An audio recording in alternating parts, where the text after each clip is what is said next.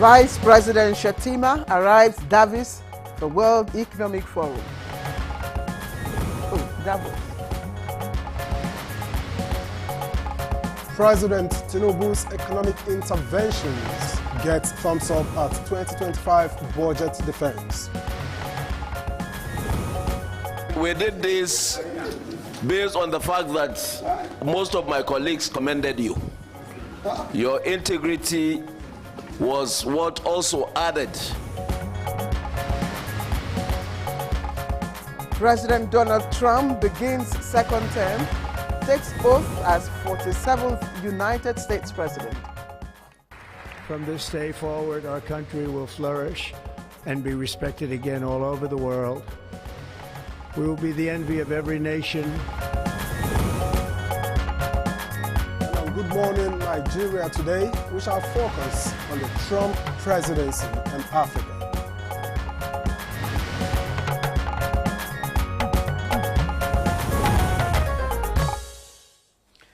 And so it's official. President Donald Trump has been sworn in as the 47th President of the United States of America.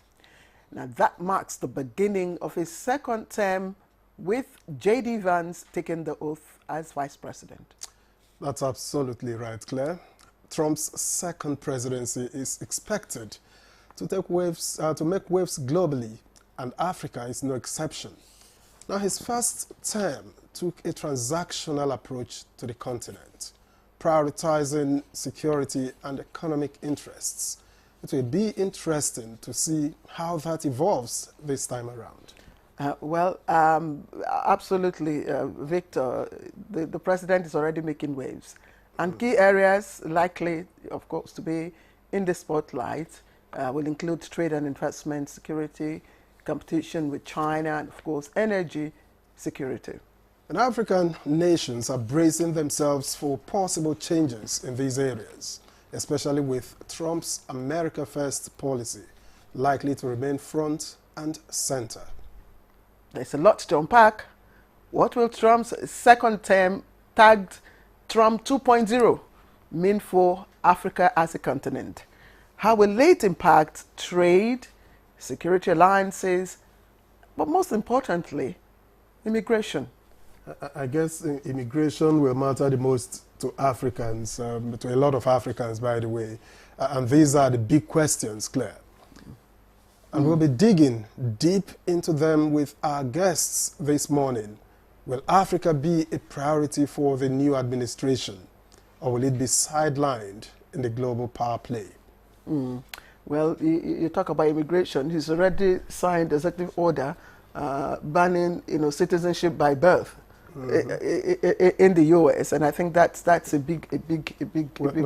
Some have said that that will lead to a lot of litigation because it's a constitutional matter. Exactly, and of course, you know how very effective and what will I say, the Supreme Court of the U.S. is.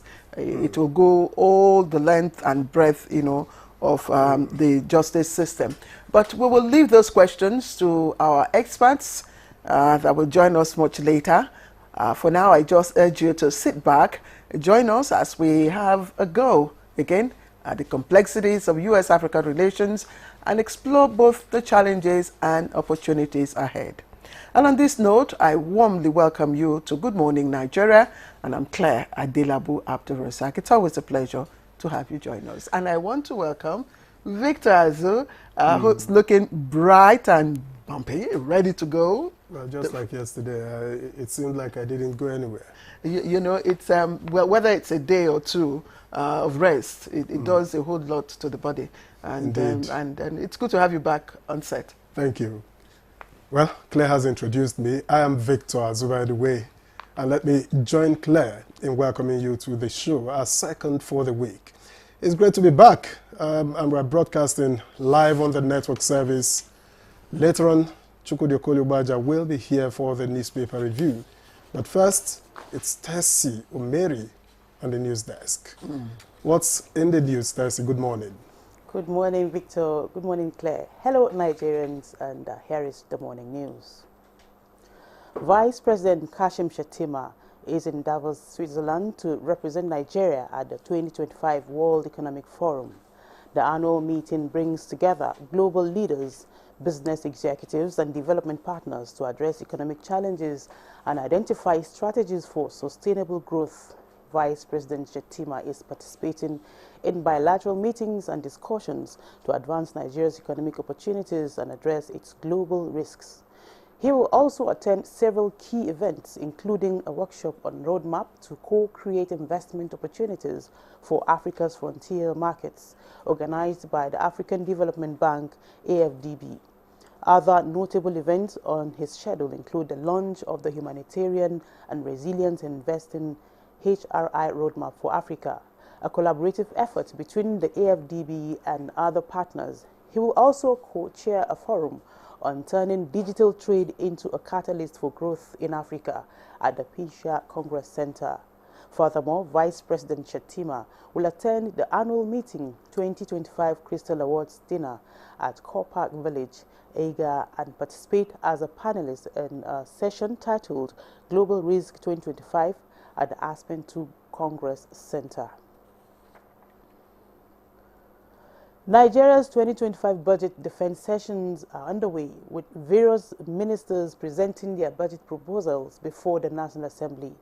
The economic interventions of President Bola Tinubu have scored high as the Minister of Finance defends the ministry's 2025 budget of over 200 billion naira.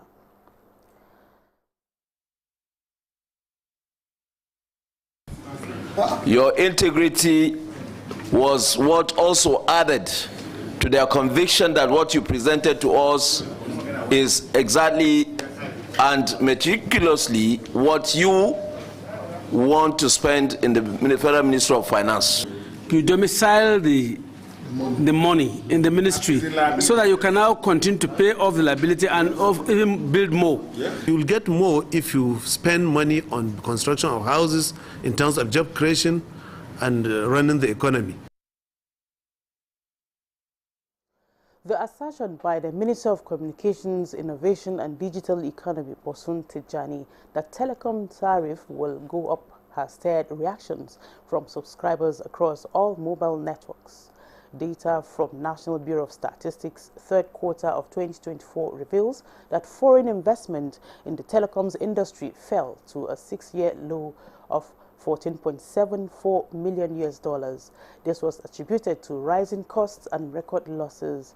Recall that the Nigerian Communications Commission recently gave a deadline of January 27 to mobile network operators to disconnect instructed supplementary service data, USSD codes, assigned by the Commission to financial institutions which are indebted to the MNOs if such financial institutions do not settle outstanding invoices.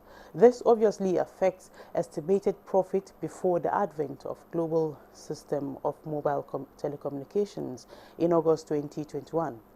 Nitel on June 1st announced tariff hikes for local calls by over 100% from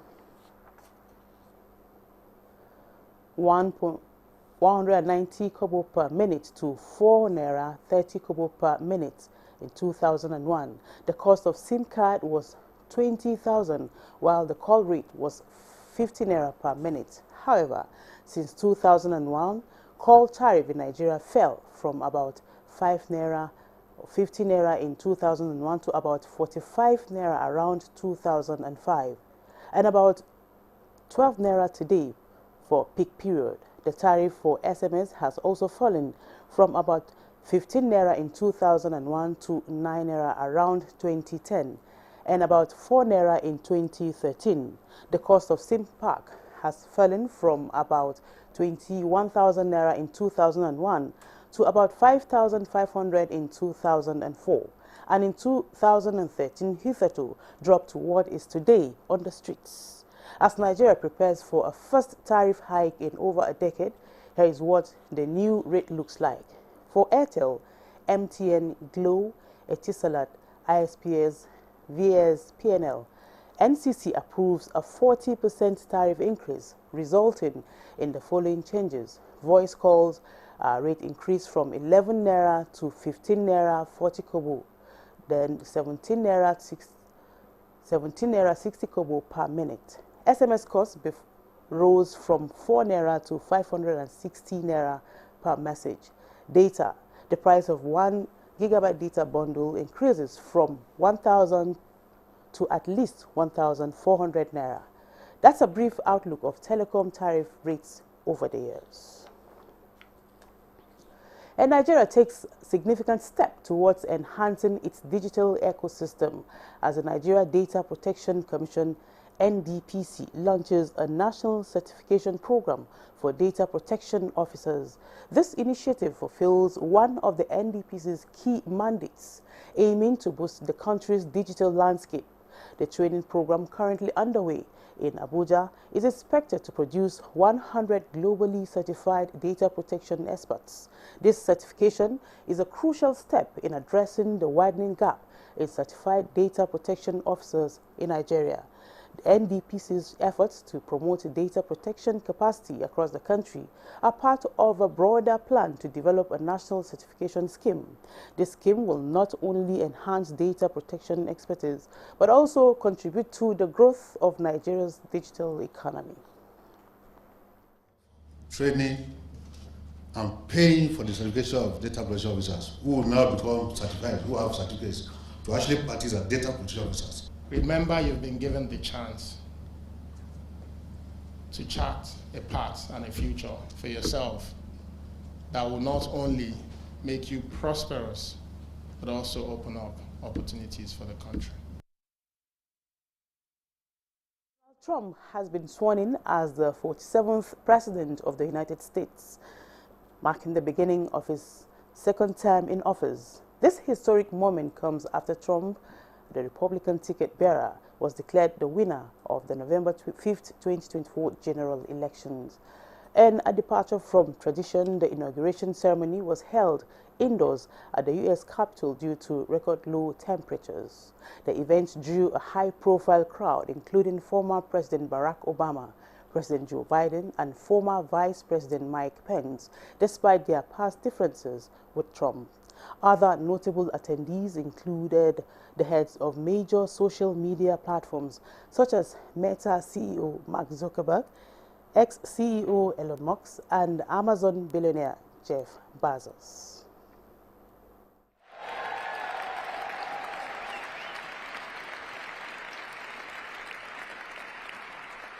From this day forward, our country will flourish and be respected again all over the world. We will be the envy of every nation, and we will not allow ourselves to be taken advantage of any longer. Those are the highlights of the news at this time. Good morning. Nigeria continues with Claire and Victor after the commercial break. Do stay with us.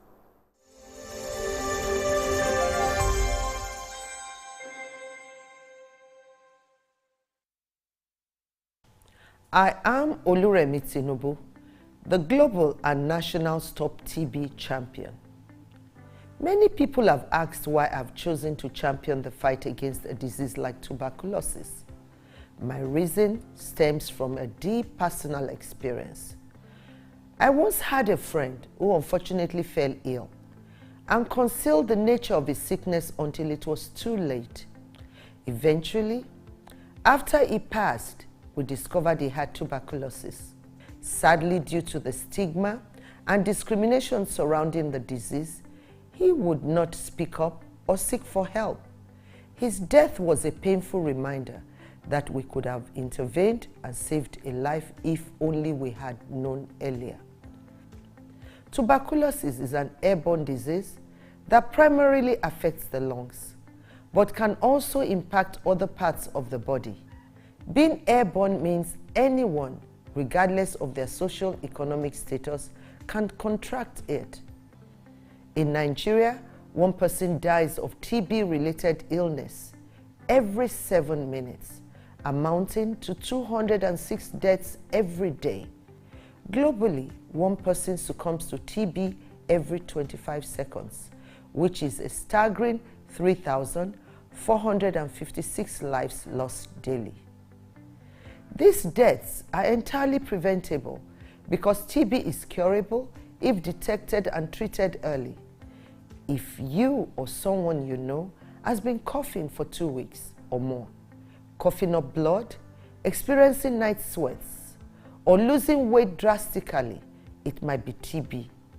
Please visit the nearest government hospital or primary healthcare center for proper diagnosis and treatment. TB treatment is free in all government and some private health facilities. Let us also remember not to stigmatize or discriminate against TB patients or those who have been treated for TB. Individuals who have been cured of TB cannot infect others. I call on all stakeholders, especially the private sector, to join us in the fight to end TB in Nigeria. Together, we can make a difference. Remember, TB anywhere is TB everywhere. End TB by 2030. Yes, we can.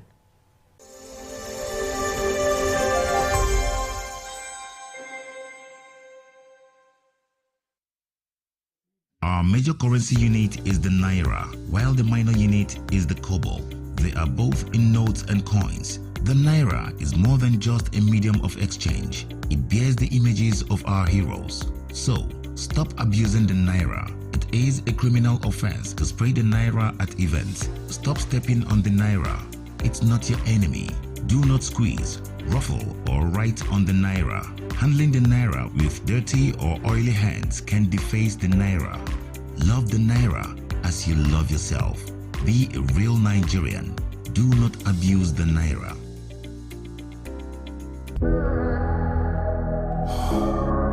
They asked me how I came this far.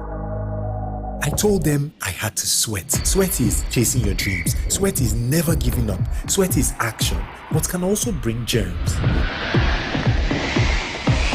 That's why I use Dettol Cool Soap with 5 degrees cooling sensation. Summer heat brings body odor, but Dettol Cool protects you from 99.9% of illness-causing germs and keeps you fresh. No buy am! But why? No see say this big bull bag of rice no get the new big bull holographic seal. Not true. Introducing the Big Bull holographic seal tape, your favorite authentic Big Bull rice, 50 kg and 25 kg. Now with holographic seal tape. This is to ensure you get the premium product from Big Bull rice. Do not buy if the holographic seal tape is not on the bag or is broken. Big Bull rice, tasty rice nourished you. Confidence is important in life's little moments. Strong teeth can help, even if they get her into trouble sometimes. A great smile is useful to break the ice, and making friends is easier when you know you have fresh breath. I give my family confidence with Pepsodent Triple Protection 123. Its antibacterial action formula gives them cavity protection, white teeth, and fresh breath. The confidence of 3 toothpaste in 1. Pepsodent Triple Protection 123. We don't like to eat better, more nutritious meals, more veggies, but we want it tasty and easy too. Knorr Cubes, that's the secret. Made with real ingredients like chicken, parsley, and garlic, and enriched with iron, so your meals are better for you and more delicious too. That's the cocoa. Let's give it some accolades. Change your world by changing what's on your plate. If you want to become something, become a child again. Why be a patient? If you must worry, then worry about winning. Why worry about germs? When you come home, bring tales and stories. Why bring in germs? Shield your families from germs. When Dettol is a part of every household bucket, then you and your family can stay protected from up to 100 illness-causing germs. Everyday use of Dettol keeps my loved ones protected.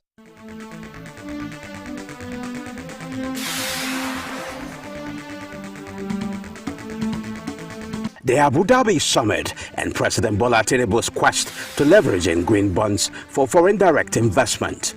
Gas flaring, among others, all now part of economic growth. These and more on NTA Tuesday Live, coming up on the 21st January 2025. Tuesday Live, every week at 10:30 p.m. Incisive and educative as ever. Join us.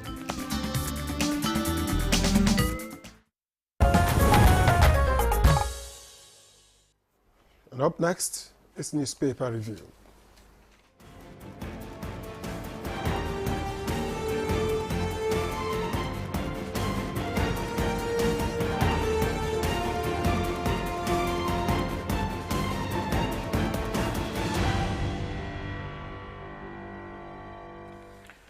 All right, time to welcome Chukwudi Okoli Ugbaja to newspaper review. Chukwudi, good morning. Thank you. And good to have you again. I feel very welcome. You know, thank you so much. You've really welcomed me. Victor. Let me also really welcome you. You're Where welcome. were You are you? really Where welcome. were you? Well, I went to England to see the Queen. Victor, good to see you again. Thank you you so much. I hope you had a happy time. Well, I tried to. It's okay. Well, let's begin with the leadership paper here with us. NCC approves 50% tariff increase for telecom operators. You can get details of that story on page 7, beginning from the front page here. And the major story reads 2.3 billion Naira Mambila project case. Buhari makes appearance at ICC on Thursday. And it has 2 riders. I'm in Paris to put the record straight. Obasanjo. Other Nigerian leaders invited to testify. And that story is on page 4. And then the picture story shows President Donald Trump of the US being sworn in. God saved me to make America great again. That's according to him. And the story is on page 24. And this last one from the leadership. Naira declines to 1,551 to $1 amid rising demand. That story is on page 32. So let's leave it here, but not before I take this last one. 18 transmission towers vandalized in 6 days. Interesting. Well, let's go to the New Telegraph.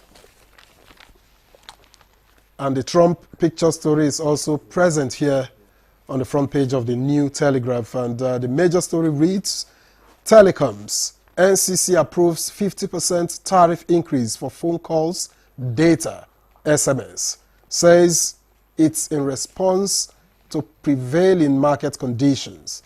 Adjustment approved after due consultations. All right, and Nigeria's economy will emerge stronger in 2025, FG reassures citizens.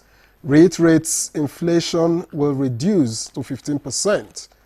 Reforms placing economy on path to recovery, Edu tells Senate. All right, and just above the nameplate, Chinese firm backs Nigeria's $20 billion gas project. That story is on page 8. And above that, 2024, amid decay, oil-producing states lavished 1.34 trillion naira, 13% earnings. Allocation rose by 102%. That one is on page 4. I think we should just leave it here, other than the Trump story. Trump sworn in as 47th U.S. president, promises new golden age. And that story is on pages 2 and 6. Claire? I think all the stories, I really don't have to read any other one from Daily Trust, but just that the Daily Trust is leading with FG awards Abuja Kaduna Highway contract to inactive company. FG awards Abuja Kaduna Highway contract to inactive company. And, well, there are other stories which, of course, Victor has also taken.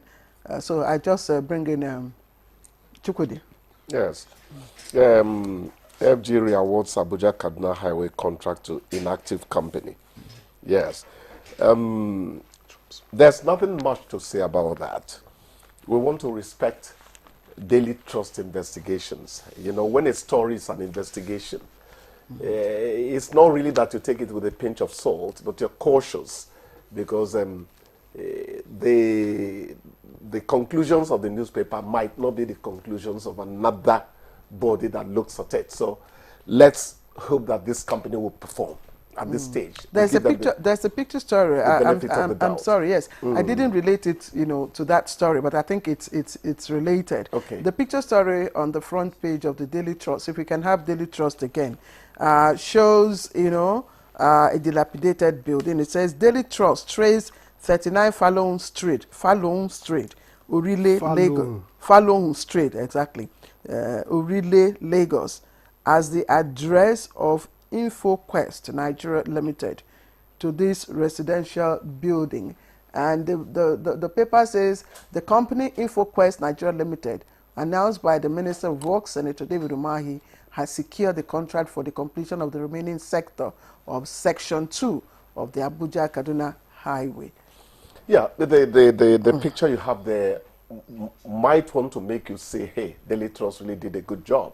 But the people could tell you, this is not our head office. You could begin to hear stories. Incidentally, I know Falun Street very, very the way you corrected well. The pronunciation. Actually, I know Falun is right. It's unthinkable that an office, okay, a corporate office would be around Don't that embark axis. on your own investigation. Let's just leave it at that, ladies and gentlemen. But we can also say that that this place is written 39. Yes. Could be an old numbering system. Exactly. That's why I said, let's respect the newspaper for its investigation, but let's also give the benefit of the doubt till we get more facts. And let me making excuses, though. Okay. And let me quickly talk about Trump. God saved me to make America great again. Yeah, spirituality is a personal thing. You shall know the truth and it will set you free. That is for you as an individual. So maybe that's the truth that Trump tells himself. But you want to think that he made it great before the last 4 years? I said here, I'm not one of Trump's fans, but I have a job to be journalistic towards Trump. Trump won a near landslide. Accept that as a journalist. Forget your sentiment. No, it is a landslide, not near. I am sorry, the environment is about to suffer. That is being journalistic. Immediately. Drill, baby, drill. They're going to drill oil now. And that's what they call drill, baby, drill. Baby, drill. And I don't know about truth telling and all that. Let us hope that whether we like it or not, America is America. When America sneezes, the rest of us catch a cold, So let us pray that it's not going to get too drastic about so many things. The massive deportations he's talking about is going to affect some of our people. I can assure you that. Well, undocumented migrants. Some of the politicians of America are saying, yes, they are undocumented, but they are the ones doing the jobs that Native Americans won't do. So be careful. These things are not as easy as, the world system, the current world order has become more and more sophisticated and complex than the post-war era when U.S. wielded tremendous powers and all that. So, as you say, that cliche, I want to believe it's a cliche now, that when U.S. sneezes, the world, catches cold or whatever. I think there's a kind of is the water down a bit? Yes, power tussle now, and the hegemonic power has been redistributed. China is coming up fast. Other powers are beginning to emerge, and whatever it's going to happen in terms of trade and investment and economy, I think there'll be a big chunk. Remember, there's BRICS on the side, comprising countries that are also allies. It's getting ready to impose sanctions on countries that support the BRICS arrangement. So it's going to be an interesting world order that we see. Interesting. Yes. I like that. It's just that after the 4 years, now you go back and then you see the back and forth reversals. No, please, let's devote a little time to let me quickly say this. It's what we are discussing today, by the way. Okay, Trump has affected America so much that the Republican Party is not going to go back completely to what it was. That is they might not be as extremist as but Trump you won't sounds find a radical like him. But they have changed a bit. So on it might either not side, go back to the old order. On either side, you are not going to find a radical because you see all the previous presidents, you see all of them think alike. Yeah. Whether they are Republican, you see that they have, there is what the American principles, the American dream. The Americanism runs through the parties. So I agree. he's the one upsetting. Yes. And after 4 years, well, you get to a reset. We're going to find out. Your interview will tell us how it affects us, because that is very important. I particularly liked the, expression of Hillary Clinton when Trump talked about taking away, the Panama Canal. And talked about. He wants to make Canada a state of America too. But he said he will be a peacemaker. And the Canadians said, not a chance. But I enjoyed seeing the immediate past, president of U.S. and his wife. Yeah.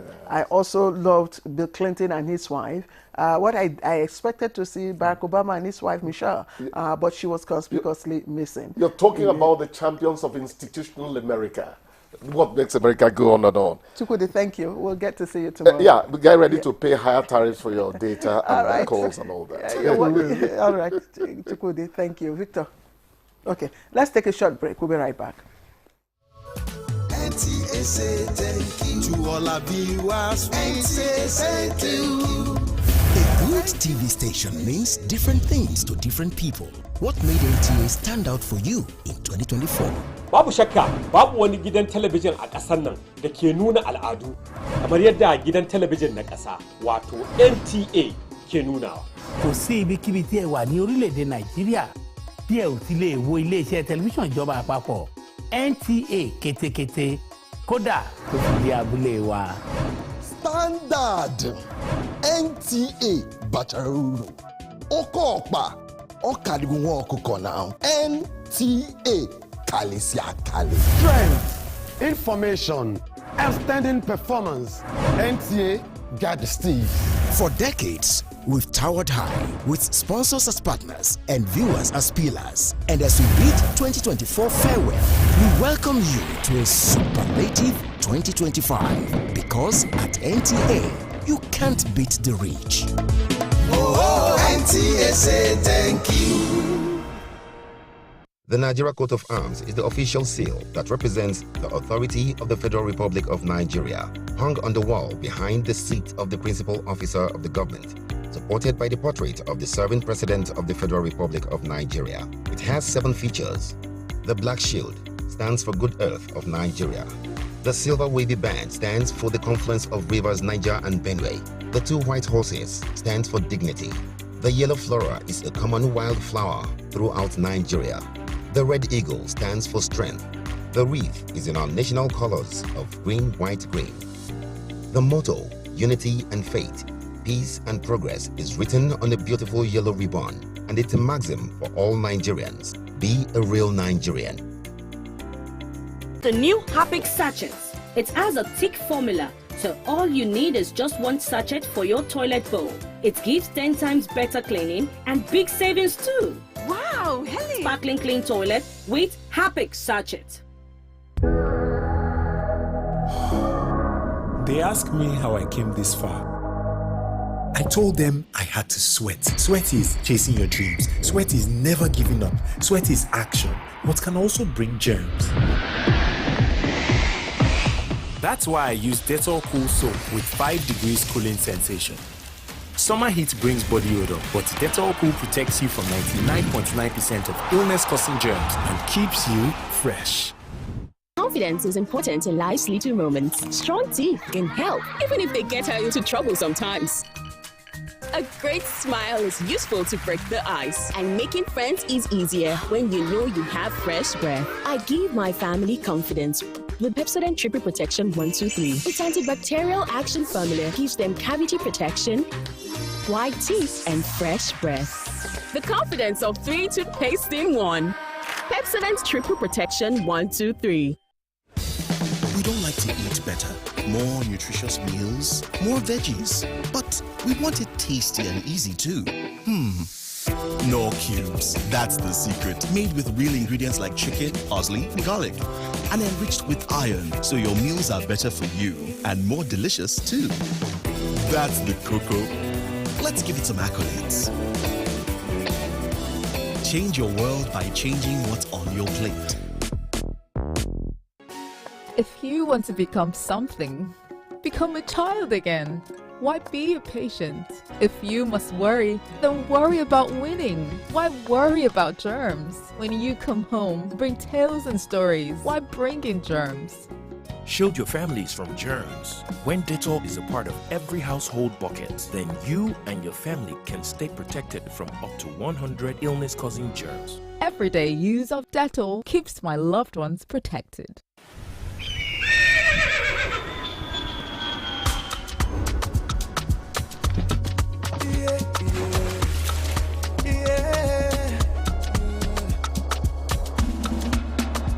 From the Atlantic across the savannah to the Sahara, we rise, the land of the free, we know they tire.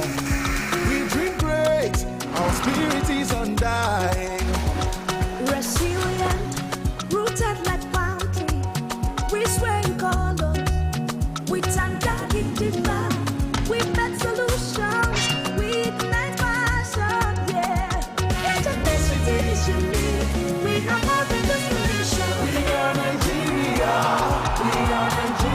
strengthening unity, we know they carry love. We are Nigeria, together live the dream of a land with great destiny. We are Nigeria. I am the real Nigerian. Brought to you by the National Orientation Agency, NOA. Okay, many thanks for staying with us. This is still Good Morning Nigeria on the network service of the NTA. And to begin our conversation on the Trump presidency and Africa, here is a background report put together by correspondent Frama Pine.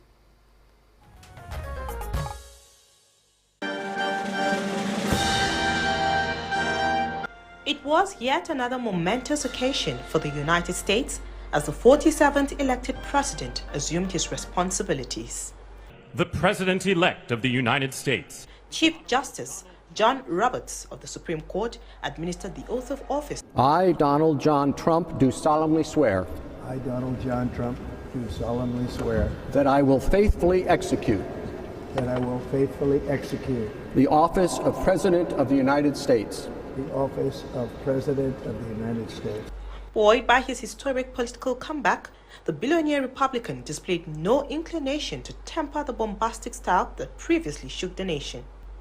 He announced plans to begin his administration by issuing executive orders aimed at fulfilling his campaign promise.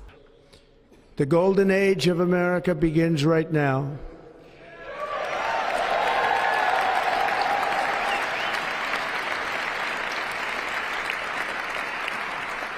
From this day forward, our country will flourish and be respected again all over the world.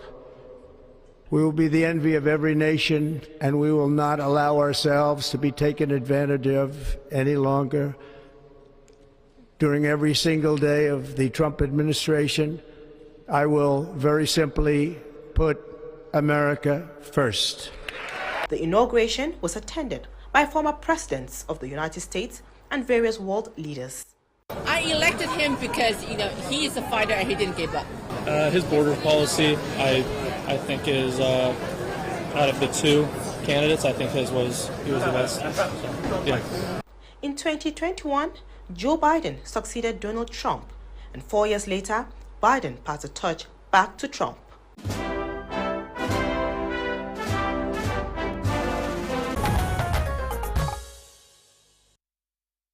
All right, welcome back. And if you've just joined us, you're watching Good Morning Nigeria live on the network service. I'm sure this is a subject that, of course, is resonating all across the world today. Trump's 2.0 presidency, but we are focusing on how it will impact Africa as a continent, but specifically Nigeria. So welcome. Let me quickly introduce our guests. Ambassador Joe Keshi, former Permanent Secretary, Ministry of Foreign Affairs, a well-known face on Good Morning Nigeria, but it's been quite a while. Good to see you, sir. Glad to be here. Thank you Compliments so of the season to you. Same to you. All right. Also joining us on the program is Ambassador Usman Sadiki, former deputy representative of Nigeria to United Nations, and also a very familiar face on Good Morning Nigeria. The last time you joined us from Geneva. Thank you very much for joining us today. Thank you. It's a pleasure. Good morning. Thank you. And we have also been joined here in the studio by Arms Free Ajanaku, Executive Director, Grassroots Center for Rights and Civic Orientation. Thank you for coming on the program. Thank you for having me. All right, gentlemen, let's start. There's so much to talk about Trump's 2.0 presidency. I'm sure that we'll try and see the much we can accommodate in the 1 hour, 40 minutes or so that this program will last. But I'd like to begin. I mean, his speech was actually a confirmation of his campaign promises, of his campaign speech, most of them reinforcing some of the things he said during the campaign. But is it really, Joe Keshi, Ambassador Keshi, did it come to the world as a surprise? I mean, if you know Trump's characteristics. Not really, but I'll come to your I'll answer your questions. But let me just make a reflection on the ceremony itself, because we're all focusing on the policy and not what we should learn from what we saw.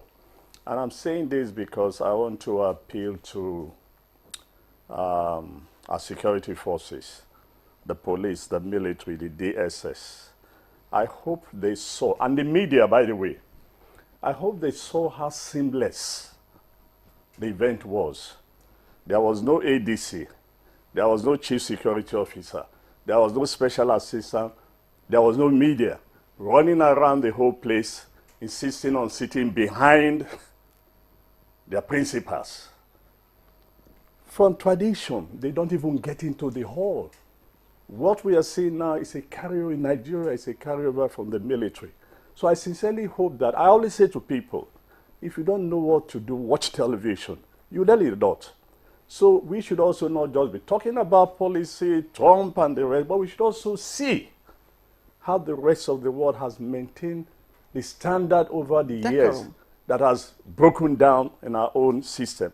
I thought you would also mention political leaders, because you also saw the immediate past president seated. Yes. No ADC fight, because what we've seen in protocol here is that all these guys come in, they start fighting protocol officers in the ministry and the presidency. That, no, I must sit behind my principal, I must do this. Then when you challenge them, they say, it's security. Security is supposed to be outside there guiding the door. So if there's anything here, they can take out their principal easily. Okay. So I thought I'd make that, that point. But look, it didn't come as a surprise, all what he said. I've always looked at inaugural addresses as inspirational. Let's go back to a few. JFK's inaugural address, even Reagan, even Obama's, they were very inspirational. This was more aspirational, focusing on its campaign promises and the rest of them. Of course, he has started signing executive orders, but somehow I have a strong feeling that quite a number of them will end up at the Supreme Court. But let me just focus on one, which is very interesting. And the reason why I'm focusing on this is that I'm not trying to be spiritual here, but here's the deal, and the ambassador can confirm this. During this period of the year in the United States, it's always very cold in quite a number of places. In some areas like Florida, a bit of the South, it's also a time that you enjoy very good weather. I mean, I spent 6 years or so plus in Atlanta. I can't remember how many times we had snow.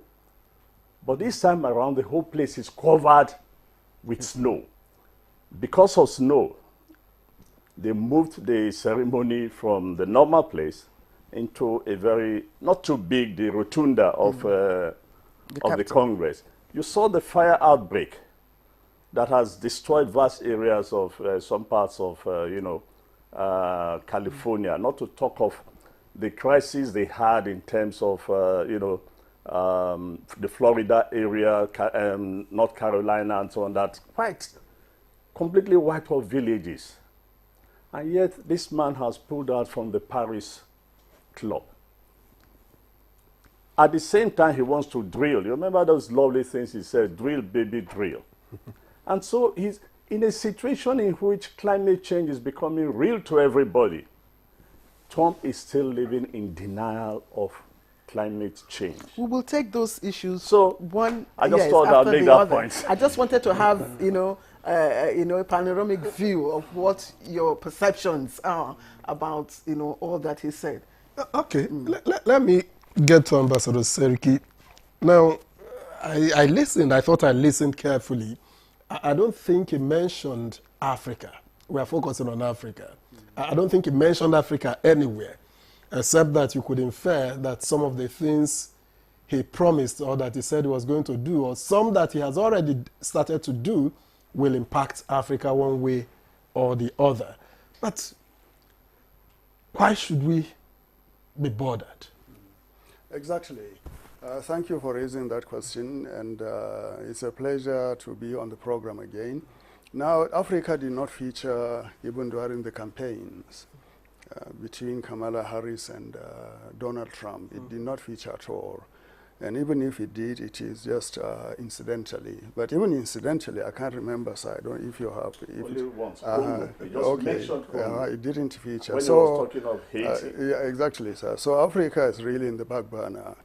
But that shouldn't make us underrate ourselves. We are a continent of nearly 1 billion people or over. And we hold the vastest resources in the world today in terms of minerals, agricultural potentials, and everything. And America is just one country among many influential, powerful, rich countries that want to come to Africa to do business with us.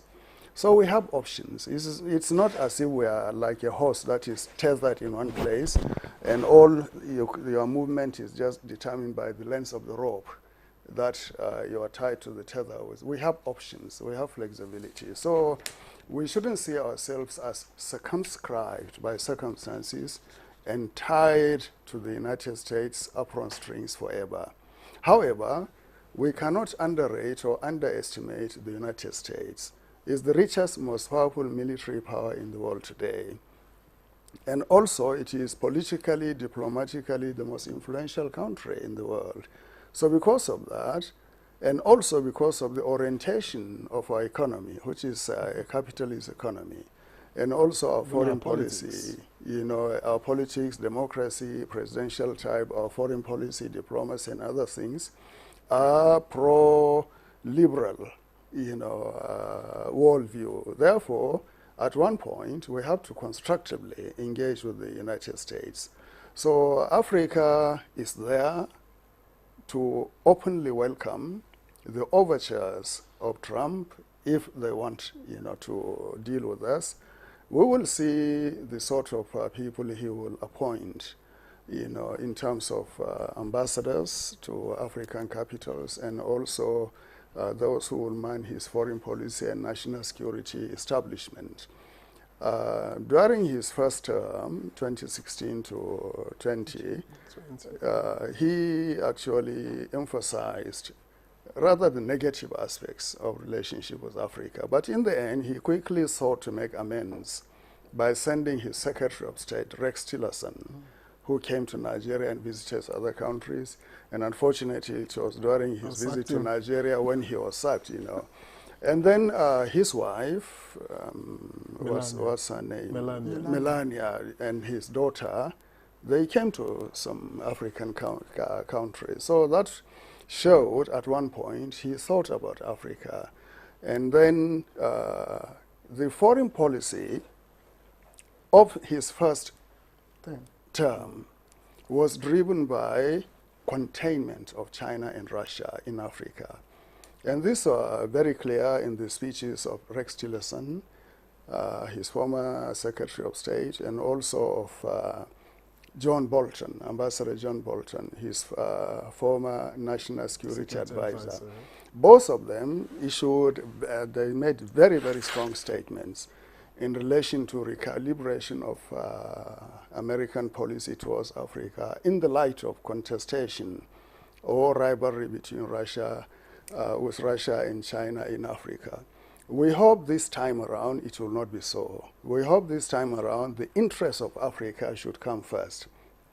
And by way of suggestion, I will say that he should look at his earlier initiative, like the establishment of the Development Finance Corporation and the Prosper Africa Initiative, and the Republican Party itself has what they call the Millennium Challenge Corporation.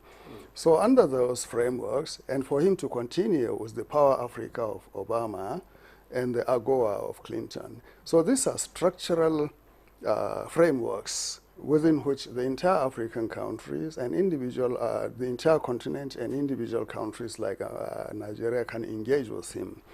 Let us not be apprehensive or unduly concerned about the fallouts or negative this thing. We are an independent sovereign country. In our own right, we are also strong and powerful. So let us not belittle ourselves and think as if we are a fly on top of a table. We are not. Really, we are not. We're certainly not. But given the economic, disparities, I mean, and of course, what happens to, your trade balance and trade deficits, you get to be wary of the policies and programs that come out of the U.S. And Ambassador Keshi described the content of the speech of President Trump as aspirational, which means, of course, you know what aspiration means. It talks about an ambitious goals and drives and all that, as against the inspirational speeches made by his predecessors, which of course evokes a feeling of, emotional feeling of sentiments and all that. What's your assessment of that? What do you make of this? Thank you very much. And I think Their Excellencies have really given lots of insights into the policies and what we can read from his inauguration speech. But I think the point to note is the question why people across the world, and particularly in Africa, are worried, is that the speech for an American president is kind of short on those indicators for global cooperation. And Ambassador Keshi has already talked about the Paris Climate Agreement and the fact that the whole world looks at America as the bastion of global cooperation, that country that leads, and we saw what happened in the first time of Trump, where he withdrew from the World Health Organization, withdrew from very important global agreements that served as the rallying point for the world to think about very key global concerns. And so when you look at this speech again and you see that, apart from the fact that it was short on poetry, it was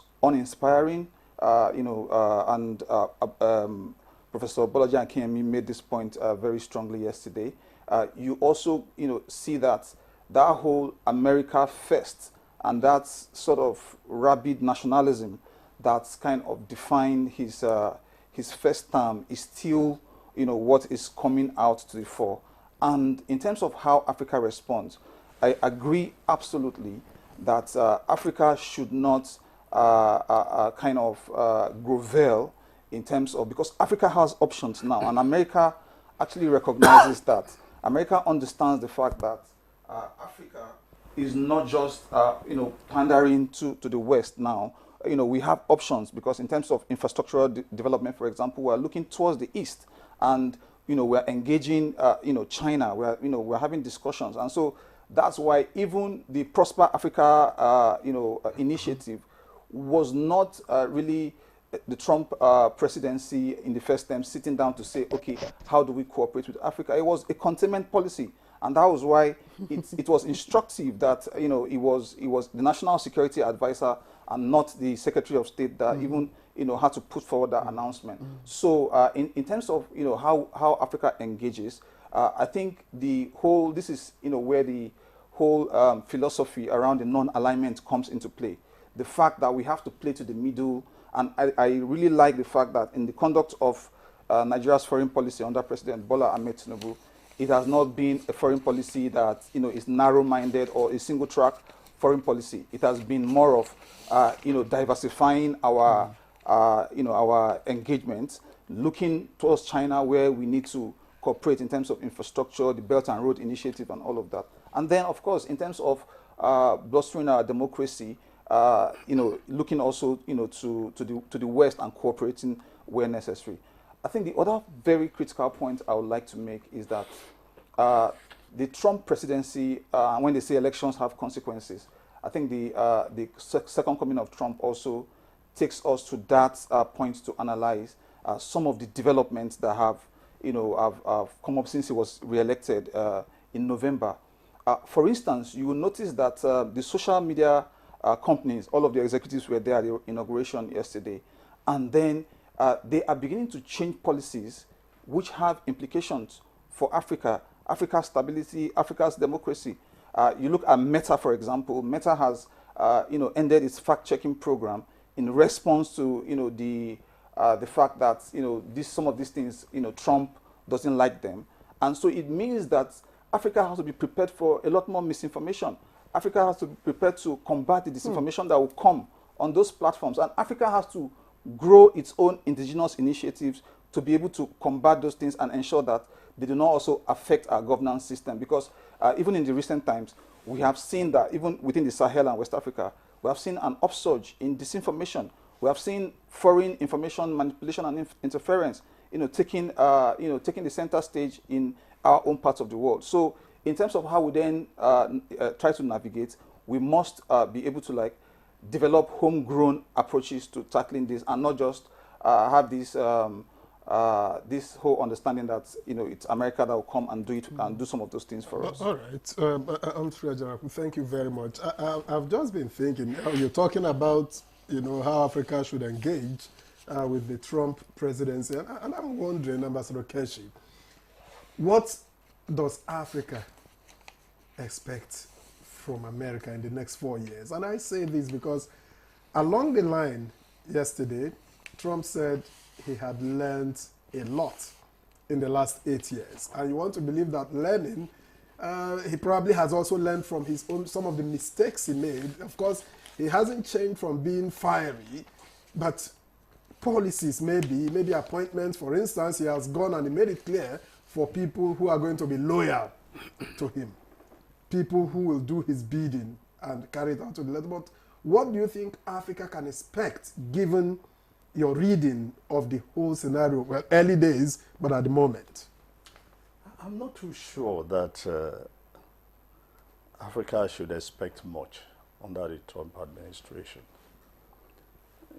Look, a second term to start with, it's more or less a lame duck once you have a second term.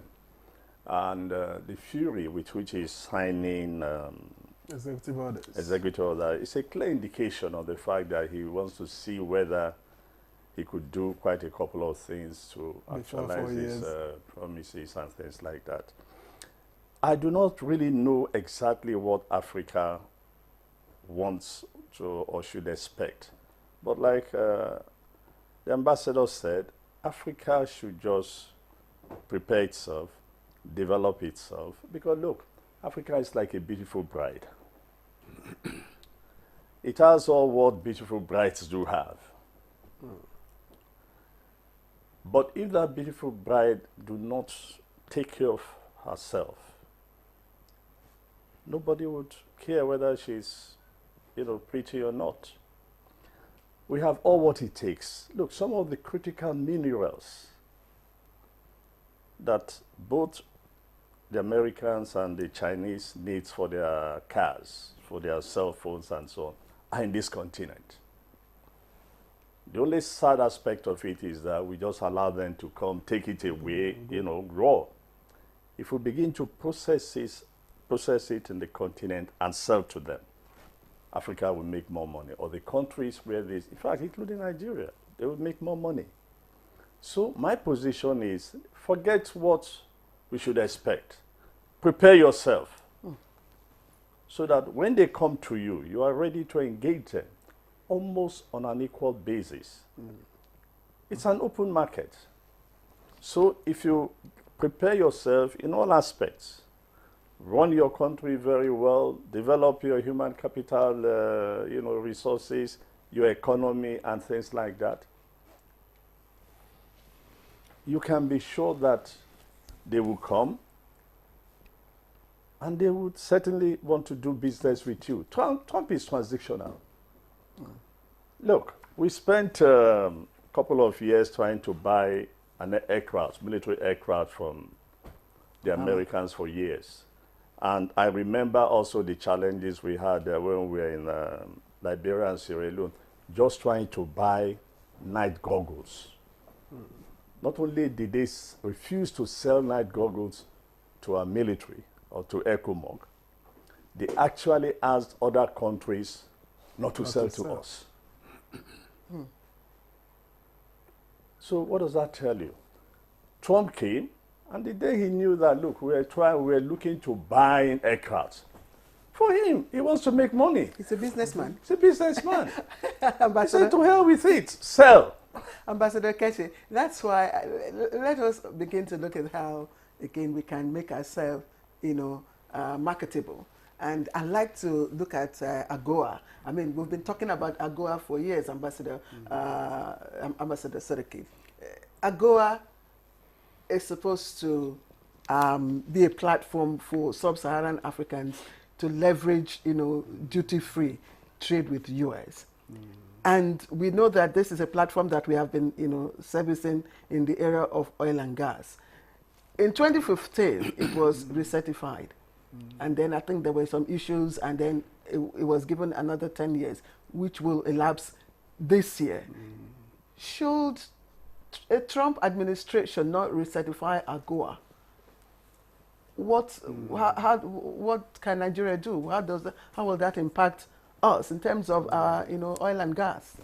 Yes, thank you very much. I think just like in any other country, President Trump will receive briefings from his key ministers or secretaries on foreign policy, on national security, on global security, on disarmament, and lots of things.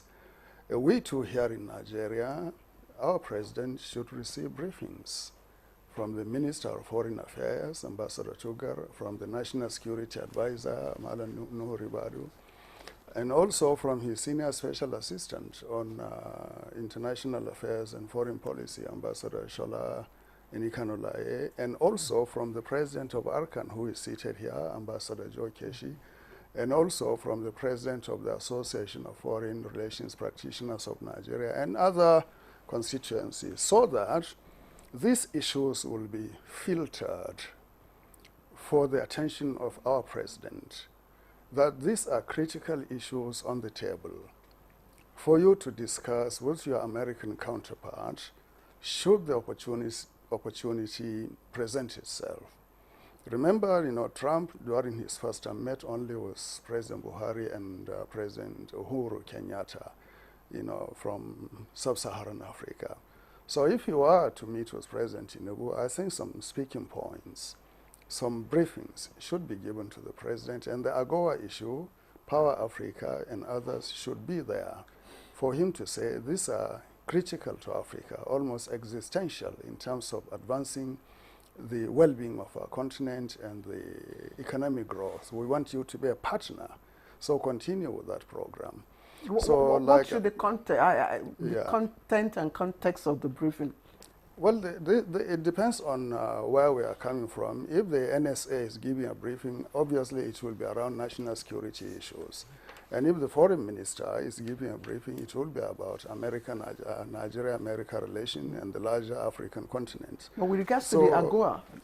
AGOA will be actually factored in by the Minister for National Development and Budget for National Planning, Foreign Affairs, Trade, and other things, because it combines a number of departments and ministries. So the AGOA issue is simply an opportunity given to African countries to scale up or increase their participation or penetration of the American economy.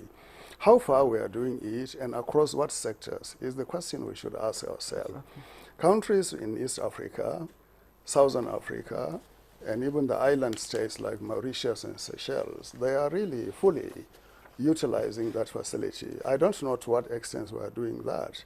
Maybe because our market is big enough. Principally in the area of exports, oil and gas exports. Yes, exactly. But we should venture also into agriculture, textiles, shoes, apparels, and other things that we can do, produce very cheaply here, but of high quality to send to the Americas. So these are things that we can do. So I think I will advise that the Minister of Foreign Affairs, especially the minister himself, should initiate conversation with critical stakeholders. The academics in universities, we have excellent professors who can give advice on how to engage with the Trump administration, and to develop background and policy papers for the government, and then to be submitted for the consideration of the president. Now, as we said, an ambassador and our colleague here said, that we have options. Very recently, last week, our president, His Excellency Bola Tinubu, was in Abu Dhabi attending a development summit. And he was in Riyadh, and he was in Qatar and other places. So the Middle East is becoming a critical partner, not only to Nigeria, but to Africa, in terms of development, investment, trade, and so forth. 2 weeks ago, the Chinese foreign minister came here, met with Mr. President, met with the foreign minister, to discuss bilateral relationship. So the rest of the world are actually coming to Africa. So we should really calibrate the relationship that we're having with each and every partner or power to see where the advantages lie and where challenges may arise in order to mitigate them and to also ameliorate such challenges. In terms of the immediate priorities for Nigeria, I think we should emphasize security because, like Ambassador Keshi said, he had shown, that is Trump, has shown the willingness to deal with us in terms of supplying military equipment. And we need those equipments. And secondly, I think we should emphasize the area of critical infrastructure, power, railways, ports, airlines, because most of our airline operators today, they need to re-equip their fleets. They need new aircraft, they need new facilities, even facilities for the maintenance and servicing of aircraft in Nigeria. We need those things. So if we speak with the Americans on transactional basis, they will be able to really consider those overtures and come to assistance. So it is not doom and gloom scenario, you know. It's also positive. And don't forget, he has only 4 years. We can really, you know, sit him out, stay him out, you know.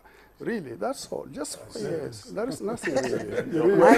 When you say, if we have to wait him out, you don't know who comes after him. Perhaps he seems to have taken over the Republican Party. Maybe we'll have a protege who will run. But that's saying, Amsfree Ajaraku, Ambassador has described, you know, Africa as a beautiful bride, Nigeria, you know, by extension.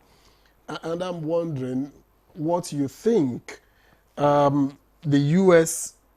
under Trump, the attitude of the U.S. under Trump will be towards the competition with China in Africa. Absolutely, that's a very critical question because that's what I've seen both in the first term that, you know, drove his engagement with Africa, the fact that it's the foreign policy emerged out of this jitter about the role China is playing, and also realizing the fact that, you know, China has become more or less Africa's biggest trading partner. You know, it has actually eclipsed the United States. In fact, the United States is you know, more or less in a distant position now. You know, China and Russia, they are kind of filling that void that has arisen as a result of U.S. own retreat, sort of, you know, retreat from Africa, the lack of engagement on the ground, and also the lack of discussion. Under the Democrats, there was more emphasis on, you know, the questions of human rights, the questions of, you know, programming to strengthen democracy in Africa and all of that. While that is good on its own, you know, some of those engagements did not answer the fundamental questions and the needs, you know, on the continent in terms, for example, of infrastructure. So where the Chinese Belt and Road Initiative is talking about key questions around how to revamp infrastructure, even though we raise questions about the issues of debt and all of that, we have not seen a corresponding resolve on the American side to say, okay, how do we actually support the infrastructural development that Africa critically needs? For example, transportation has to become cheaper, for even production to be okay. Issues like electricity and all of that. So that has not come so much from the side of the United States, and Nigeria and Africa is looking elsewhere for that. And of course, that has actually ensured that China is now in the preeminent position in Africa. The U.S.-Africa summit didn't do much, did it? No, under Trump first time, there was no U.S.-Africa. No, but there was. Under Biden, perhaps he would want to. Yes. So, but like I said, that particular summit was really focused more on, and of course, that's the traditional thing with the Democrats. They want to focus more on the programmatic aspects in terms of human rights, democracy, and of course, we even saw some countries in Africa being kind of excluded from the AGOA over issues of human rights and gay rights and all of that. So I think in this competition, Africa and Nigeria, and I think Nigeria is playing that game very well, even though I also think that we should now bring in issues like the non-oil exports in the AGOA, because we are saying that we want to diversify our economy. We want to reduce overdependence on the oil economy, and we want to ensure that things like agriculture and also to support our manufacturing, small-scale businesses and all of that. We want all of that to happen. So we should be able to now leverage on those components in the AGOA, and then push for that with a lot more resilience. And I do not think this is just a government thing. We need a whole of government, whole of society approach to this to be able to take advantage of the American market. I'm straight. Thank you. I don't know if Trump actually believes in the energy transition policy. If he's pulling away from climate change accord, and he's also reverting electric cars and all that. And then of course we heard him say drill baby drill, which means he will put more effort into the oil and gas. So while we're diversifying, we should also improve in our production capacity. I mean, oil and gas production capacity. But let me stay on the dollar, because Trump has said, look, his administration would put every effort to ensure that the dollar is made stronger. And in fact, he did say that he will probably come hard on any country that tries to whittle, the value of the dollar. And we know that recently Nigeria became a partner of BRICS, and we know what, the plans of BRICS member countries are, to seek alternative trading, a platform against the dollar. How do you think, Ambassador Keshi, that this might impact, Nigeria participation as a partner in BRICS? We're not full member yet. Well, look, let me just go back to one of the issues, and I think the ambassador addressed about America as vis-a-vis the other countries like China. My reaction has always been very simple. If the Americans want to challenge the Chinese in Africa, very simple, put some money on the table. If the Chinese are giving us $60 billion, America should put $100 billion on the table, and you will see things will change. If they do not do that, they are just wasting our time, period. If they do not do that, and that's when we should begin to take that. Look, what we need to realize is that I think the onus is on us, to sit down and decide where can we benefit from the Americans and focus on that. And there are a couple of areas. All these issues that you rightly described, democracy, human rights, they do not put food on the table, good as they are. And they don't help our economy much. I would even question how many American companies are in Nigeria today. compared to how many Chinese companies, Indian companies, Korean companies, Japanese companies. These are the countries we should be concerned with, because these are the countries that are physically investing in Nigeria. Collectively put together, these countries I've mentioned, they probably have over 1,000+ companies in Nigeria. How many do the British have? How many do the Americans have? How many do the French have? But in terms of trade balance, our trade balance with China is lopsided, and we have a trade Yes. surplus with the US. Yes, because you mentioned oil. But coming back to the dollar, again, here, for me, here is what we need to realize. When the EU was being put together and they were talking of the euro, the whole idea was that the euro, for them, will replace trading with the dollar. It has not replaced trading with the dollar. And I do not see BRICS replacing the dollar. For me, it's as simple as that. You know, look, the Americans do not have the kind of problems we have. When they need more dollars, they print it. They print it. But the question the question is, Trump has vowed to deal with countries, that are trying to whittle the value of the dollar. Look, so whatever policies it comes with. The problem is, it's all politics. It's all that tough-manship rhetoric. The truth of the matter is that they have been traced to the dollar for years, and nobody has succeeded it. For many more years to come, the dollar will remain the main exchange of business. No doubt about that. I'm not saying the BRICS should not try. They should. If they can, go ahead and implement what they are saying, using local currencies, and if they can do that and it works for everybody. If I'm right, I thought I read somewhere that India withdrew from doing that. Yeah. Yes. Yeah. So if India, it just shows you that they have a very good reason to say no. Where we are today, we shouldn't take this risk. And I make the point, the Europeans, when they were putting up euro, it was to challenge. Dollar has not been seriously challenged. And again, for me, dollar is not whether the Americans have more dollar or that shouldn't be our concern. Our concern is to do what others are doing. If you improve your economy, if you improve your agricultural base, and by the way, we need to find out what we have gained from our growth. You said we focus on the oil. Some other countries in the continent actually focused on non-oil products. And they made a lot of money, from AGUA. And if this man, Trump, is going to renew AGUA, he probably look for all the details and see that, look, there's not much happening from a number of countries, so why should he renew it? Do you exactly? I was going to ask. Do you think he will renew it? No, I don't know. For sentimental reasons, he could say, look, just put it there and let me be free from the Africans.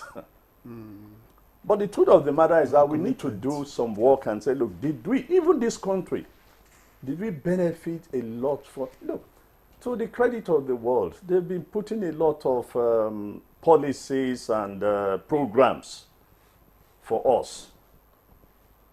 And sometimes I say to myself, look, do these people think, or do we actually think seriously when they are putting all these programs and we have refused to capitalize on them to. So that's why I said we should look at exactly where do we want to benefit from the United States and focus on those areas. And for me, it's in the area of human capacity development. All right.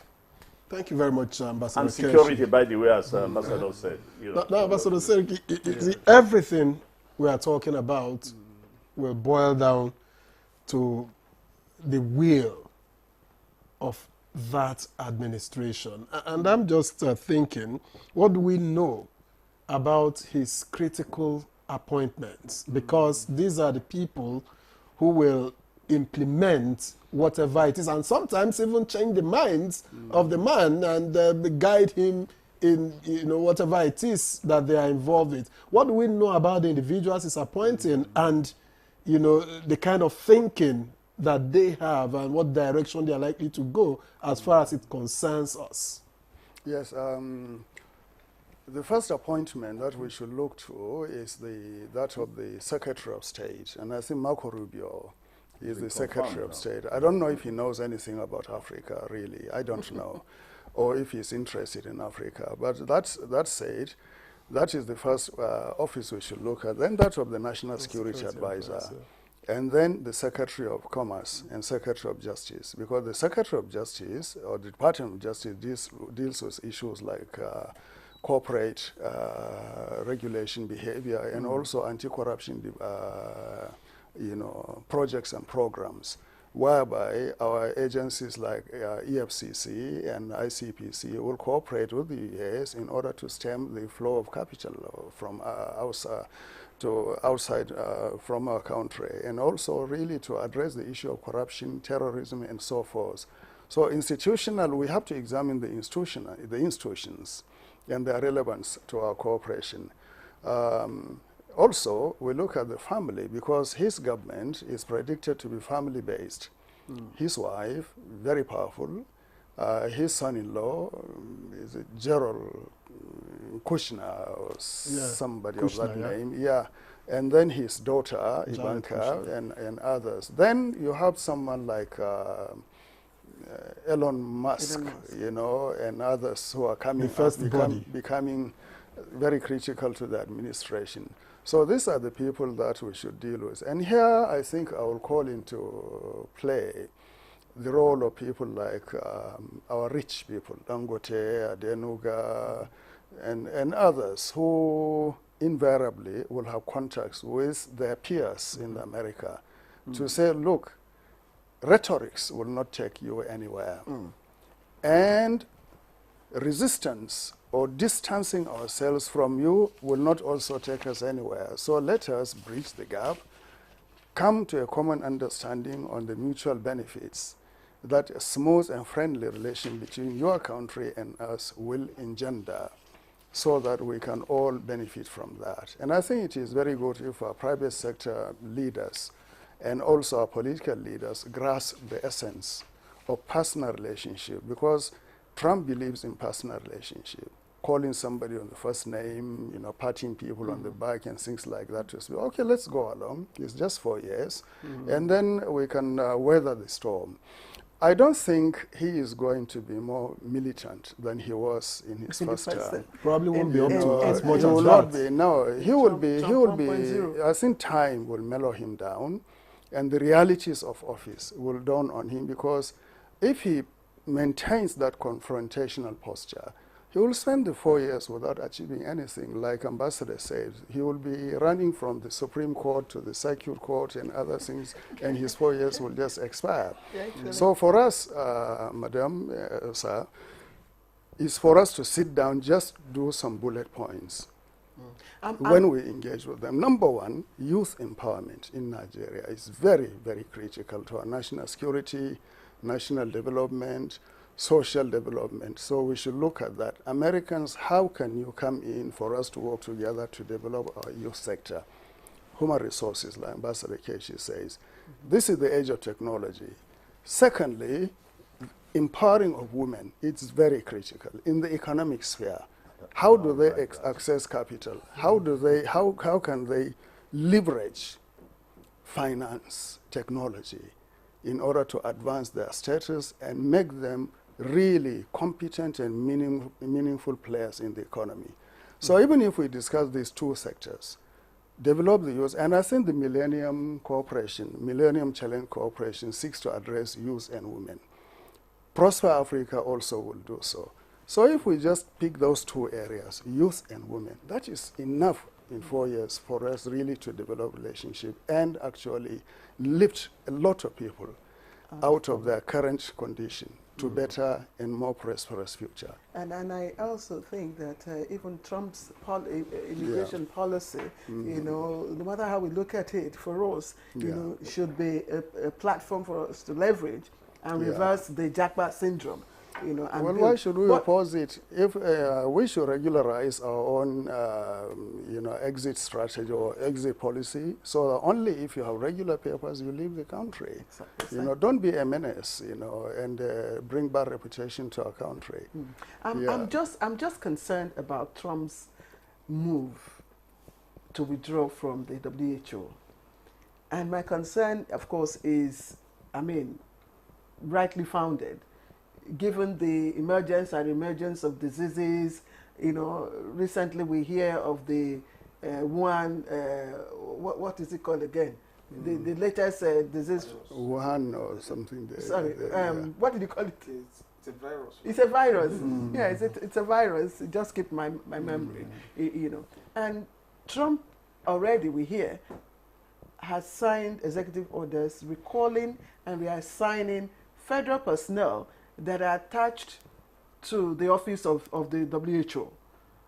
And if we know that WHO requires about between $2 and $3 billion annual budget, and US contributes majority of that amount. Now, if this happens, is the world going to be a safe place? Absolutely, and I think if we say there are lessons learned, there should be lessons from COVID. And part of the lessons from COVID was that for the pathogens and all of those viruses that, you know, those pandemics that break out from time to time across the world, it's not just about one country responding or believing that, you know, it can contain it within its own borders. It's about, you know, having a playbook that the entire world, you know, the globe itself can have a global response. And the WHO provides the architecture for that kind of very comprehensive response and that kind of a far-reaching response that, you know, from whether from a preventive point of view or from a containment point of view. So this is quite unfortunate that President Trump will be signing an executive order, and, you know, that those lessons from COVID have not been learned. Even within the US, within the United States, the fact that, you know, he kind of wanted to play this isolationist politics and then think in terms of just US approach to its own, you know, issues alone did not really augur well at that time. And I believe in the end, reason should prevail. And then, you know, there will be global advocacy efforts. There will be think tanks which will be trying to weigh in on these and, you know, trying to convince him that this is not just a good move. The health and the well-being of people around the world is at stake, and America just has to take that position as a natural leader on issues like that. And that's where you have to give it to the Biden administration. They came on board, you know, when COVID was ravaging the world, and they were able to stabilize things. They created playbooks which served as, like, you know, compass for the world to deal with a major health crisis that ravaged economies. And then we are now back to a situation. So because pandemics don't give any warnings. They sometimes, yes, you have surveillance, you have, you know, situations in which, you know, all of the experts study how those things may come, but sometimes it just happens from nowhere, and then, you know, the world is caught napping. And so if you don't have that architecture in place, it becomes a big problem. But I think, just a final point, I think when that happened in 2020, I mean, during the pandemic, there were other global voices and global players that stepped up to the plate to also help support the response. So I think if he insists and sticks to his guns on this one, it may well be looking towards the EU and other adults in the room to and that's what I was going to say, that it will leave an opportunity for others to step up and, you know, to fill the space, the gap that the US will be creating. We will pause here for a break so that when we return, we get into the last lap of this conversation on Trump's presidency and Africa. Please stay with us. If you want to become something, become a child again. Why be a patient? If you must worry, then worry about winning. Why worry about germs? When you come home, bring tales and stories. Why bring in germs? Shield your families from germs. When Dettol is a part of every household bucket, then you and your family can stay protected from up to 100 illness-causing germs. Everyday use of Dettol keeps my loved ones protected.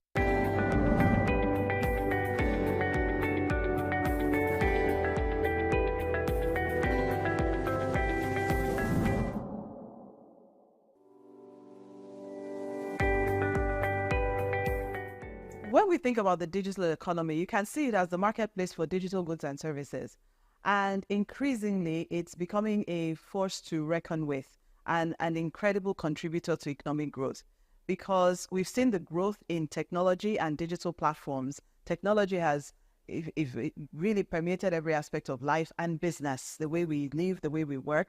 And when we talk about the digital economy, we're really talking about leveraging technology and digital platforms in a powerful way to drive growth, to drive solutions to problems, to drive applications, and to provide services. The digital economy is something that has the potential to help Nigeria leapfrog a lot of its development challenges, right? Because think about what the mobile phone did for Nigeria years ago. That is the potential we have for digital, because it has a way of reducing the barriers to innovation. It has a way of being able to transform service delivery, whether it's government's delivery of services or whether it's services in the health system, where people can use digital to actually be able to see their patients better. But it takes a lot to realize that potential of digital. The first thing is like every other thing, there's an infrastructure you have to build to be able to make sure that digital economy can thrive. Think of something like, capturing that happens in Nigeria, right? Where you capture, people's biometric when they go for a driver's license, when they go for passports, and each of those are separate things. Imagine a system where you're able to streamline that and actually have a platform that exchange biometric information that makes it easier for people to access passports, easier for people to register to vote. But today it's very tough, right? But those are basic infrastructure that needs to be invested in. A lot of it is through government and private sector collaborations to make it happen. If we're looking to accelerate growth in the Nigerian space, we really need to look at enabling the digital economy. That includes providing digital infrastructure, connectivity, because that's the highway, like the highway that everything rides on. We need to think about digital capacity building in terms of the suppliers to the economy and also the consumers within the economy. So a robust digital literacy initiative. The good thing about technology is that, one, it helps you to transcend boundaries. Two, it creates a level playing field, really, because if you create a solution, a technology-based solution that is applicable in this environment, that same technology can be applicable, exported to other environments. And, technology platforms also help drive collaboration, right? When we're thinking about innovation, when we're thinking about business growth, collaboration is an important part of that. So when we think about the impacts with the rest of the world, we find that actually technology platforms are giving us an opportunity to engage more actively, to collaborate, to create partnerships, to even export our knowledge and services for people to engage with all the great things I'm talking about technology and digital platforms. They need access, internet access, broadband access. So we need to make sure that access is more available and affordable for the average user. The most important thing is to think about where you want to go as a country and actually what type of policies are going to help get you there. There are examples of countries who've been able to transform using digital, for example. There are very clear things those countries did to be able to make it happen. So a lot of this, the pathway to be able to solve these problems are not mysterious, right? It takes courage of the policymakers to be able to understudy some of these things and bring in the policies that work to be able to help them.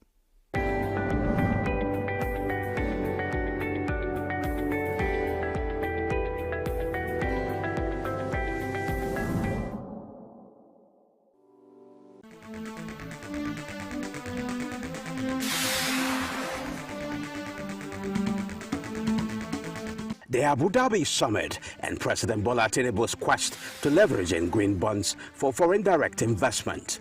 Gas flaring, among others, all now part of economic growth.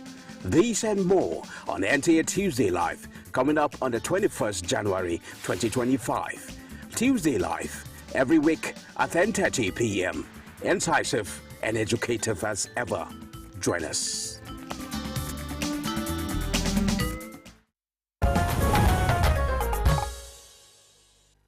Thank you for staying with us. This is Good Morning Nigeria on the network service of the NTA, where we have been discussing the Trump presidency and Africa. And two ambassadors and one, I don't know if I should say diplomat, but it's okay. We have three gentlemen in the house, and we've been trying to figure out how the Trump presidency, what it will be like for Africa in the next 4 years. Let me get back to Ambassador Keshi. A lot has been said. You know, we've talked about his appointments. We've talked about, you know, what he's learned, the statements he's made, and the body language. But some of the things that will matter to Nigerians, particularly, you talk immigration. Is there a way that Nigeria, or perhaps Africa, can engage to see, you know, the standards dropped a bit to be more favorable? I think that should be the word for Nigerians, for instance. You mean in traveling to the United States or things like that? Of course, legally. Legally. Look, this is why I mentioned the issue of human capital development. Why do you think all the tech guys, after the election, you know, went to Mar-a-Lago to kiss the ring? It was because they realized that the way this man was, you know, going on, it will actually affect Silicon Valley. Because the bulk of the fellows who are involved in some of these technological wonders that we have are of Indian origin. So to protect the industry and then to allow them to continue to bring experts to that industry, they had to go to Mar-a-Lago to make peace with Trump, even though most of them contributed to Kamala Harris' campaign. The same thing we should do in this country. And by the way, in the early 60s, 70s, and 80s, education was one of those areas that, you know, we did a lot with the United States, particularly exchange, not just in the exchange of professors. There were quite a number of American professors all over our universities. Our universities were few then. And of course, they trained a number of our doctors. So if we focus on that area and work internally as well as with them, educated Nigerians who want to go over there to work, we have no problem. It is those that do not have the right qualifications, you know, who probably just out of frustration, they have relations there, they want to go. Oh, by the way, look, the embassies have even tightened up and they have reduced, you know, that kind of categories of people.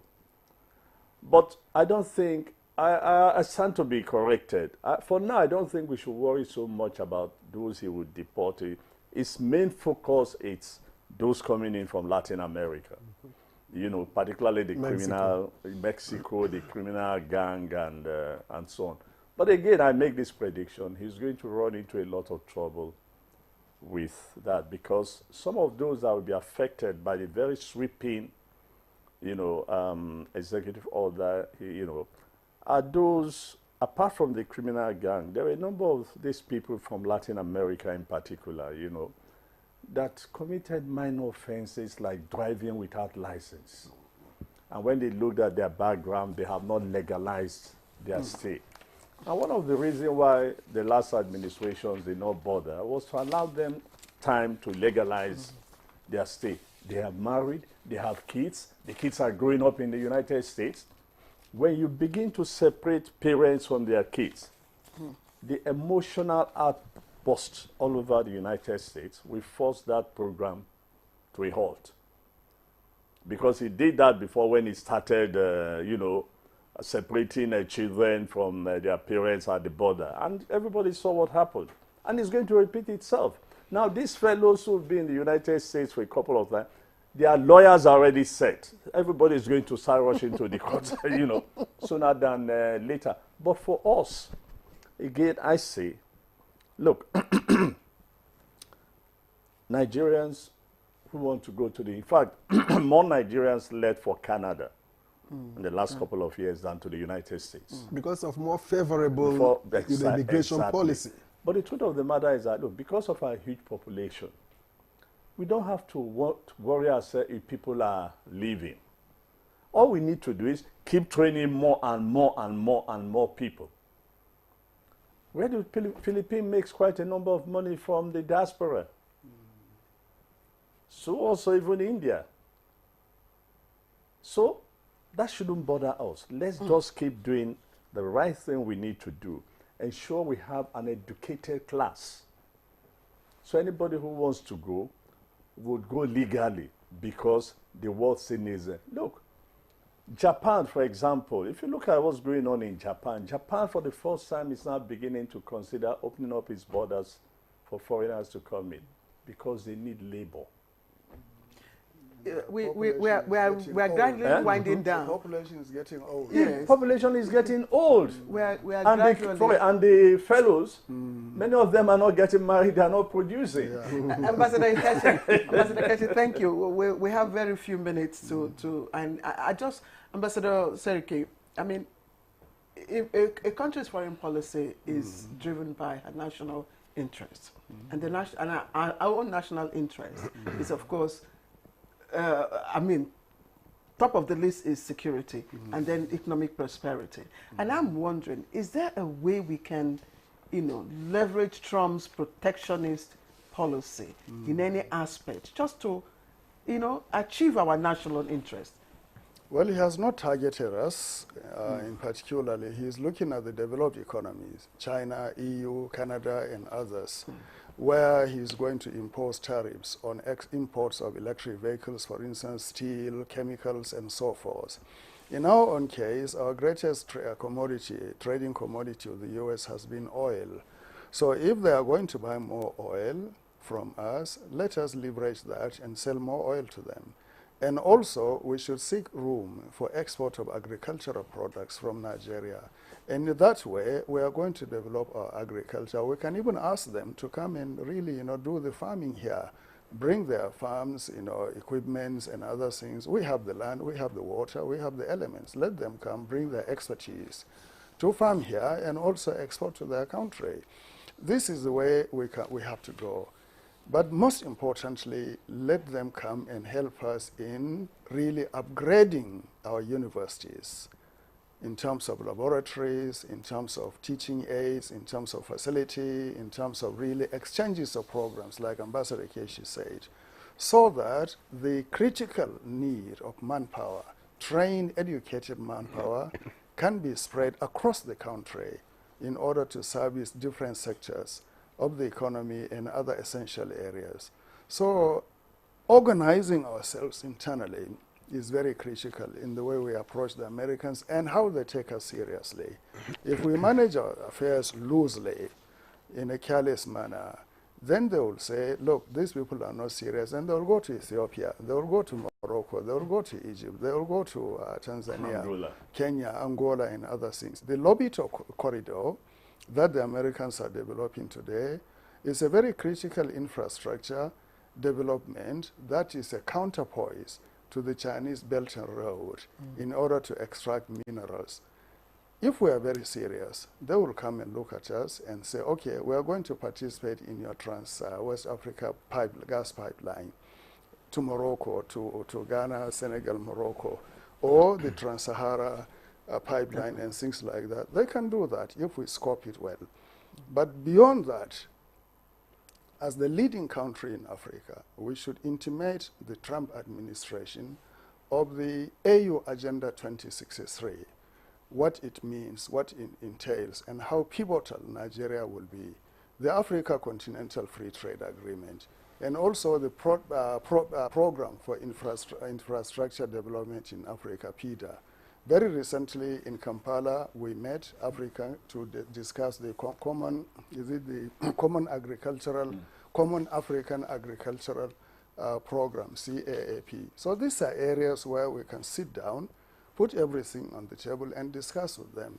Okay, I'm straight. I know protectionist, from history, protectionist policy has, never been known to last, quite long. I mean, these same world powers, practice it post-war, world wars and all that. But again, do you think there is an extent to which we can also apply it, in relation to our dealings with, our African nations, because we've been practicing big brother foreign policy for too long and it hasn't paid off. No. Yes, so in terms of how that works within Africa,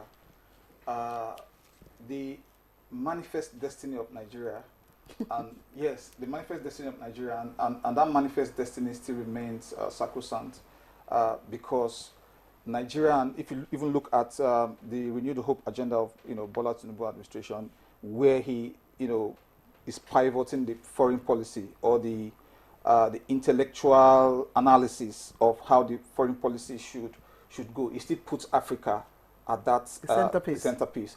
But I believe that increasingly, even the question of the limit of our resources is already programming us to now look internally. For example, with the subsidy. I agree with you. Yes, the subsidy. The president said he cannot be Father Christmas anymore to the rest of West Africa, and which is quite sensible because you also have to manage your resources because Nigeria's population is on its own is huge, and catering for that huge population would definitely mean that we realign our priorities, and so I think those things will come naturally, but I wouldn't want it to be like a Trump gung-ho kind of protectionism where you talk about slapping tariffs on everybody, and then in the end of the day you create drawbacks for cooperation, and you also do not allow for, because at some point you have to also cooperate with your neighbors. You need others. Yes, you need others. Absolutely. All right. Just give you one information. I don't know whether it's basis of that. There are more Nigerians traveling to Benin, Togo, than Togolese or Benin coming to Nigeria. There are more Nigerians traveling to Cameroon than Cameroonians coming in here. So when you're talking of protection, what area are you looking at? Do we stop them? If you close the borders, we often do, it's we also. Yeah, because we are more enterprising than all these neighbors. Yeah. And all these neighbors depend on us. So let's bear that in mind. And the African Continental Free Trade, actually is a framework that does not permit this egregious application of protectionist measures. And within ECOWAS, we have regulations. So you cannot just wake up one day to say you're protecting what against who. That becomes isolationism. It's in our best interest because look, when we become developed, our first market is our neighbors. Exactly. Second market is the continent itself. So we are not developed now. We are developing. We are developing. We are developing. We've been developing. What's the biggest obstacle to Africa, to Nigeria now, being able to position itself, to be at a level where you can favorably bargain at that level, whether it's with the US or other world powers? What is the greatest obstacle? Some say it's corruption. Ambassador Keshi, 60 seconds. I don't think it's corruption. I think we need to, when you have a very strong economy, you're in a good position to bargain seriously with others. Even your leadership becomes very assertive. So build up your economy. It's as simple as that. Build up your economy. And you see, more people will even come and do business with you. All right, Is the Ambassador economy Serki? stupid? Yes, I think, you know, under the Tinubu administration and under the leadership of the current Minister of Foreign Affairs, they have brought up this issue of strategic autonomy that seeks to position Nigeria vis-a-vis other countries in an advantageous position and to give us more flexibility to deal with them according to our priorities. So if we deepen that, both in its theoretical and practical aspects, I think, you know, the solution that you're looking for will come from foreign policy. Okay, one last question, and Yeah. it's a general question. America is for one gender, male and female. Ambassador. Oh yes, this is very important to Yes. foreign policy. We have been battling with the democratic governments. In 2015-16, when we negotiated the Sustainable Development Agenda, I was in New York, they insisted, together with the EU countries, to put this LBGT or whatever it is into various projects. But the moment Trump came into office in 2016, the Americans dropped that. So it's better for us to deal with the Republicans on these issues of morality, on this issue, because they are conservative and they look more like African perspective. So it gives our diplomacy room, really, to have a common position with them. And I think I welcome that. How democratic is that? Yes, so within the context of our own sovereignty, and you know, also within the context of our own ability to project, you know, what our own societal values should be. To that extent, I think, you know, that should be considered democratic, because we should not be in a situation where certain policies are shoved down our throats, you know, without in our own input in those policies. And I think the fact that much of the people who will shape the Africa department, you know, of the U.S. under the Trump, they come from a group, you know, called the Project 2025, which is a movement of conservatives that really are looking at how to restore core diplomacy in Africa, and not, you know, going to all these issues of cultural diplomacy like we had under the Democratic administration. Okay, I come back to you, the last, your view. You know, much as I welcome what Trump said on this issue, I think we should be realistic enough to say that the horse has left the stable. When you watch almost all American movies coming out now, for some, I describe it, for some annoying reasons to me, almost everyone has a role for homosexuals. And it's just becoming annoying. Now, whether the film industry will now pull it out, it's another thing, but I doubt it. But you know, when you look at it, when a president is talking or trying to unify, you must have the heart to unify all segments, whether they are annoying or they are not annoying. They are part, and the population of those in this business have grown tremendously over the years. That is frightening. All right, I think we've talked, we've touched virtually everywhere there is to touch. We just now have to watch and see how this whole thing evolves. It's a fine place to leave the conversation this morning. Let me thank Ambassador Joe Keshi, former Permanent Secretary, Ministry of Foreign Affairs. It's been a pleasure, as always, having you join us on this conversation. Thank you. Thanks for having me. And let me also thank Ambassador Usman Serki, former Deputy Representative of Nigeria to the United Nations. Thank you very much for joining us on the conversation. Thank you for your thoughts and your time. Thank you. It's a great pleasure. Thank you.